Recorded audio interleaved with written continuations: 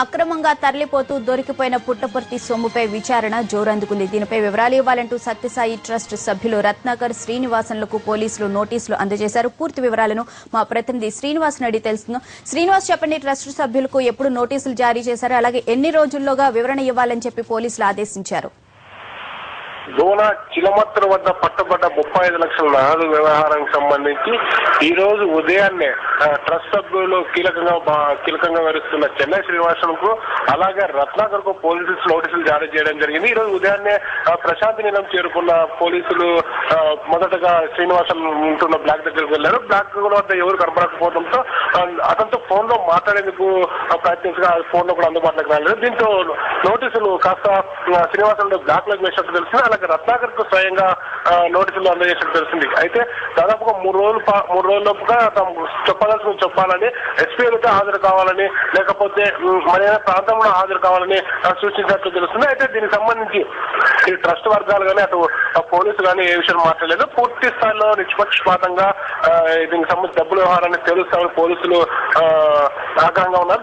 ఈ కేసును కూడా సీరియస్ గా తీసుకున్నట్టు తెలుసు. మరోవైపు ట్రస్ట్ సభ్యులు కూడా డబ్బు అంతా తమది కాదని చెప్పే ప్రయత్నంలో భాగంగా నిన్న 12 మందితో భక్తుల్లో అత్యంత రాష్ట్ర సమావేశం నిర్వహించారు. దీనికి సంబంధించి వివరాలు బయటపక్కడానికి కూడా వాళ్ళు ఇష్టపడటం లేదు. మరోవైపు తమిళనాడుకు చెందిన ఒక భక్తుడు బాబాకు సంబంధించిన బంగారం పూత పూసిన విగ్రహాన్ని ఇచ్చారు. అలాగే బాబా బర్త్డే సమయంలో వినియోగించే రథం కూడా బంగారు రథం కూడా ఇప్పుడు కనపడబోతుందో భక్తుల్లో ఒక రకమైన ఆందోళన నెలకొంది. ప్రస్తుతానికి బాబాగా తయారు చేసిన బంగారు విగ్రహం కానీ అలాగే రథం కానీ ఎక్కడుందన్న ఆందోళనలో భక్తులు ఉన్నారు. దీనికి సంబంధించి భక్తులు కూడా ఈ రోజు దీన్ని నిరసన కార్యక్రమం చేపట్టే అవకాశం ఉన్నట్టు తెలిసింది. దాదాపుగా ట్రస్ట్ సభ్యులు చెప్పిన దాని ప్రకారం 98 కేజీల బంగారు చూపించారు. అయితే దీనికన్నా ఎక్కువ బంగారు బయటికి తరలిపోయినట్టు భక్తులు అనుమానిస్తారు. దీనికి సంబంధించి కూడా పోలీసులు కూడా ఒకవైపు విచారిస్తున్నట్టు తెలిసింది. మరోవైపు ఎవరైతే తమిళనాడుకు చెందిన భక్తుడు బాబాకు సంబంధించిన విగ్రహాన్ని ఇచ్చాడో ఆ తమిళనాడు చెందిన భక్తుడు దాని విగ్రహం సంబంధించి ఆరాధిస్తున్నట్టు తెలుస్తుంది. విగ్రహం ఉందా లేదా లేకపోతే ఎక్కడికైనా తరలించారా అన్న పైన కూడా తమిళనాడు చెందిన భక్తుడు ట్రస్ట్ సభ్యులను సంప్రదించే ప్రయత్నంలో ఉన్నట్టు తెలుస్తుంది. బోనా, అయితే మరి ఈ నోటీసులతో పోలీసుల విచారణలో మొత్తం ఈ అక్రమాల డొంక అనేది కదులుతుందని చెప్పి అనుకోవచ్చా? పూనా ప్రస్తుతానికి 35 లక్షల వ్యవహారానికి సంబంధించి పుట్టపర్తిలో ఒక్కసారిలో ట్రస్ట్ లో ఒక ఆందోళన మొదలైంది.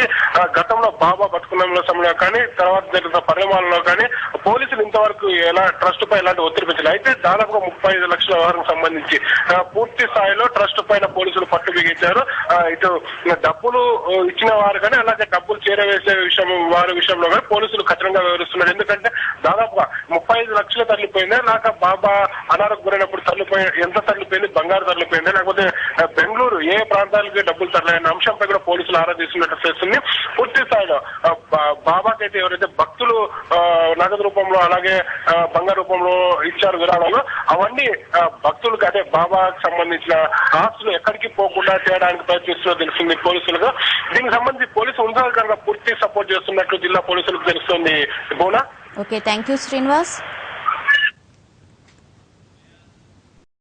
ruchulu.com, making of Andhra recipes.